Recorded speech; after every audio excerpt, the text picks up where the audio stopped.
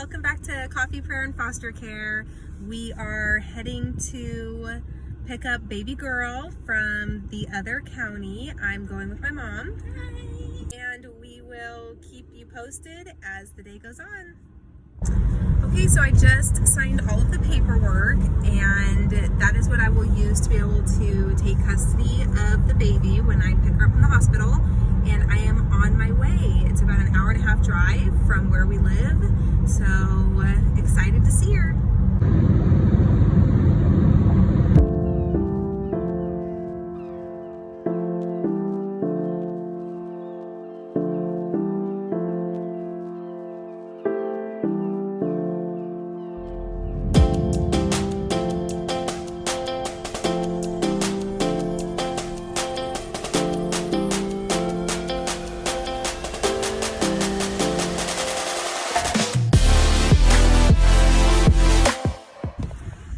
So we just left the NICU and we are heading home. We have been here for about 3 hours. Baby was in the NICU. She was born early, so there were a few tests that they had to finish, and we had to do our car seat safety test, which means she had to be in the car seat for an hour to make sure that she could breathe and everything okay in the car seat before we came home. And she passed the test just fine. So we fed her, we changed her, and she is doing great. She's a little bitty baby, and I just can't wait to get her home and love on her. Okay, we're home, we're settled, getting settled. Baby is fed and sleeping right now. I feel like it's always kind of an adjustment when you first come home, especially with a baby, but really with any placement. So it takes a few days, definitely a good week to kind of get things into a little bit of a routine and just kind of know what to expect, because, you know, we don't know this little girl, so we don't know what she likes and what she doesn't like, and it's just a learning process, just like any infant. But she seems to be doing really well. I find that whenever we get a new placement, people always ask and are curious about the circumstances and why they came into foster care. And so we can't tell the details about why the children come into foster care because of just their privacy. But I can say that a lot of times we don't know. And that's the case with baby girl. So we did pick her up today, but other than knowing just a few things about her medical situations, we do not know why this baby was put into foster care. We don't know why she was taken from her mom. We don't know if she has any family that want to step forward. We really don't know anything. And at this point, we are just waiting to hear from a social worker.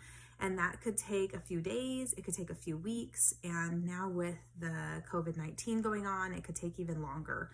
So at this point, we're just waiting to hear from a social worker, and then we can find out a little bit more about why this baby was taken into care. We can find out a little bit more about if she's expected to be in care for a long time or short time. When we signed the paperwork today, we did not sign as an emergency home. And what that means is an emergency home would be more temporary, and that's typically 21 days or less. And so we signed as a long-term placement, meaning we could have her 0 to 6 months or possibly longer if it goes that route. If at some point it turned into looking like it would be an adoption case, they would have to discuss that with us. And at that time, we would have to decide if that's something we would want to pursue or not. So, but at this time, we really don't know anything. So I'm going to keep you guys posted, and we're going to kind of get ready to settle down for the night and hopefully get a little bit of rest. She seems to be a good sleeper. I'll let you know how it goes in the morning. Hello. So I just wanted to update you. We got through our first night. I feel like with any placement, the first couple of nights are just such a learning experience. You don't know with older ones, are they going to wake up? Are they going to get out of bed? Are they going to come out of their room? Are they going to wake up having nightmares? And even with little babies, you just don't know them. So I never really know what their sleep schedule is or Are they gonna have trouble feeding at night? Will they sleep too long and I have to wake them up for a feeding? Will they wake up every 5 minutes? So having said that, I think she did really well last night. I didn't really sleep until about 1 o'clock, I feel like, because just kind of every little noise she made or move she made, I was watching her to see, is she waking up? Does she need to eat? Because she is feeding on demand right now since she's preemie. So I just wanted to make sure, you know, is she needing anything? Does she need a diaper change? She does have a pretty bad diaper rash, so I'm trying to keep up on that. But probably about 1 o'clock, I started recognizing her pattern, and that when she was kind of squirming around and making noise, she wasn't awake. She just was doing that in her sleep. So once I kind of got comfortable with that, I was able to sleep a little bit. So we got a few 2-hour stretches in there, which is wonderful.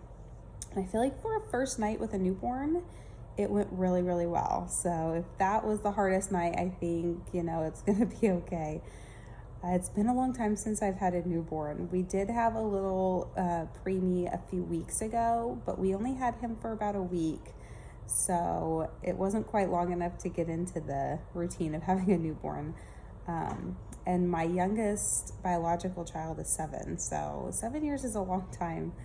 But I think we're doing pretty good adjusting to things. I just wanted to update you on the first morning that we have with this little sweet girl. So this is probably going to end this video. I think I'll do another update after our first week with her and just let you know what we've done and how everything's gone. I do need to schedule some doctor's appointments for her and everything, so I'll probably make a video about that. But thank you so much for watching, and if you have any questions, please just comment down below. I'll also leave a link to our email, and I would love to hear from you. So go ahead and subscribe to our channel if you want to continue getting updates, and we'll see you soon.